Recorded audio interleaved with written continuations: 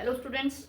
तो आज हम करने चाहते हैं prime number versus composite number. छोटी क्लासेस से ही इसका स्टार्ट हो जाता है और 10th तक इसकी वैल्यू चलती है। और एक और चीज़ मैं इस वीडियो के लास्ट में आज एक ट्रिक बताने वाली हूँ जिससे आप बड़े से बड़े नंबर का ये पता लगा लोगे ये प्राइम नंबर है या कंपोजिट नंबर है। ठीक है, तो ये जो साइड में मैंने लिखा है ये उस ट्रिक के लिए ही है, तो लास्ट तक वीडियो ज़रूर देखना। तो स्टार्ट करते हैं। प्राइम नंबर क्या होते हैं? सबसे पहली चीज़ ये आती है कि प्राइम नंबर क्या होते हैं। ये आई एम श्योर सब बच्चों को पता है कि मैम प्राइम नंबर वो होते हैं जो किसी के टेबल में नहीं जाते। बिल्कुल बेटा, बिल्कुल सही सोच रहे हो कि प्राइम नंबर वो होते हैं जो किसी के टेबल में नहीं जाते। लेकिन हम इस डेफिनेशन को थोड़ा और अच्छे से समझते हैं। प्राइम नंबर वो होते हैं जिनके ओनली 2 फैक्टर्स होते हैं। ठीक है, फॉर एग्जाम्पल अगर हम बात करें 2, ठीक है, इसके ये किसके टेबल में जा रहा है? 1 के टेबल में जा रहा है, 2 के टेबल में जा रहा है, और किसी के टेबल में जा रहा है? नहीं जा रहा। तो ये क्या है? एक प्राइम नंबर है। इसी तरह 3 है, 1 के टेबल में जा रहा है, 3 के टेबल में जा रहा है, और किसी टेबल में जा रहा है? नहीं जा रहा। तो ये भी एक प्राइम नंबर है। यानी कि प्राइम नंबर होने के लिए 2 फैक्टर होते हैं। एक तो इटसेल्फ, यानी कि एक तो अपने टेबल पे जाएगा, एक 1 के टेबल में जाएगा। ठीक है, एक्सेप्ट और किसी टेबल में नहीं जाएगा तो वो होगा प्राइम नंबर। अब अगर हम बात कर लें, इसके बाद आ रहा है 4 एक तो 1 के टेबल में जाता है, एक 4 के टेबल में जाता है, और किसी टेबल में जाता है, और ये 2 के टेबल में जाता है। तो इसके 2 से ज़्यादा फैक्टर हो गए, 3 फैक्टर हो गए, इटसेल्फ और 1 के अलावा भी एक और फैक्टर है। तो ये एक कंपोजिट नंबर है। क्लियर? सबसे पहली चीज़ तो ये माइंड में रख लो कि प्राइम नंबर जिसके ओनली 2 फैक्टर हैं, और कंपोजिट नंबर जिसके 2 से ज़्यादा फैक्टर हैं, मतलब एटलीस्ट एक फैक्टर और ऐसा होना चाहिए जो खुद और 1 के एक्सेप्ट होना चाहिए। ठीक है, सबसे पहली चीज़ तो ये हो गई। उसके अलावा अगर हम बात करें 1 की, तो 1 किसके टेबल में जाता है? 1 एक तो 1 के टेबल में जाता है, और कौन सी टेबल में जाता है? और भी ये 1 के टेबल में जाता है, और किसी के टेबल में जाता है? हाँ, जाता है ना, 1 के टेबल में जाता है। मतलब कहने का मतलब ये है कि 1 का फैक्टर सिर्फ एक है। अब मैंने बोला है प्राइम नंबर वो होते हैं जिसके 2 फैक्टर होते हैं, लेकिन यहाँ पे 1 का फैक्टर सिर्फ 1 है। तो क्या 1 एक प्राइम नंबर है? बच्चे, आई एम श्योर सब बच्चे बोलेंगे कि यस मैम 1 एक प्राइम नंबर है, क्योंकि ये किसी और टेबल में नहीं जाता। बट यू आर रॉन्ग, 1 एक प्राइम नंबर नहीं है। अगर प्राइम नंबर नहीं है तो कंपोजिट नंबर है, यही माइंड में आ रहा होगा। बट ये कंपोजिट नंबर भी नहीं है। मतलब 1 एक ऐसा नंबर है जो कि ना तो प्राइम है ना ही कंपोजिट है, क्योंकि इसका एक फैक्टर है। प्राइम नंबर के लिए 2 फैक्टर चाहिए और कंपोजिट नंबर के लिए 3 फैक्टर चाहिए, लेकिन ये का एक ही फैक्टर है। तो इसलिए ये क्या है? एक ना तो प्राइम नंबर है ना ही कंपोजिट नंबर है। ठीक है, ये चीज़ क्लियर हो गई।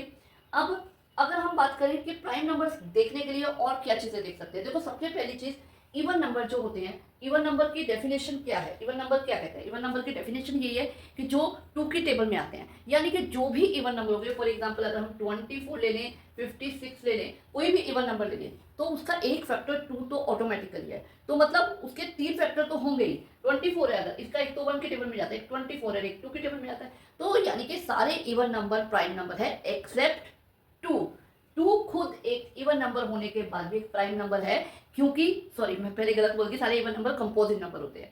ठीक है, 2 क्योंकि 2 का खुद भी 2 है और इवन नंबर के कारण भी 2 है, तो इसलिए 2 एक ऐसा इवन नंबर है, एक लौता इवन नंबर है जो कि प्राइम है। और 2 सबसे छोटा प्राइम नंबर है पॉजिटिव नंबर्स में, क्योंकि इससे पहले वाला जो 1 है वो प्राइम नंबर नहीं है। क्लियर? तो इवन नंबर्स नहीं हो गई। अब ये मत माइंड में रख लेना कि सारे ऑड नंबर प्राइम नंबर्स होते हैं। अगर हम बात करें 9 की, तो 9 आपको पता है 1, 9 और एक और टेबल में जाता है 3 में। तो ऐसे ऑड नंबर जो किसी की टेबल में जाते हैं तो वो प्राइम नहीं होते हैं।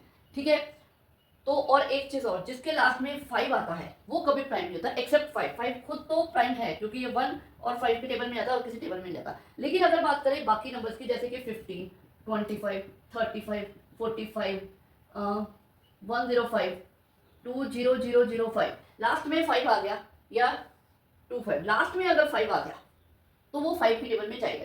तो इसलिए उसका एक जो फैक्टर है वो 5 तो है ही, मतलब 3 फैक्टर है तो वो कंपोजिट होगा। ठीक है, इसके एक्सेप्ट आप नंबर्स को देखोगे। अब बात आती है, मैंने जो ट्रिक की बात की थी ना, तो वो ट्रिक क्या है? वो ट्रिक ये है कि हम सबसे पहले एक नंबर देखेंगे, मतलब जो भी नंबर हमें पता लगाना है। फॉर एग्जाम्पल मैंने ले लिया 137।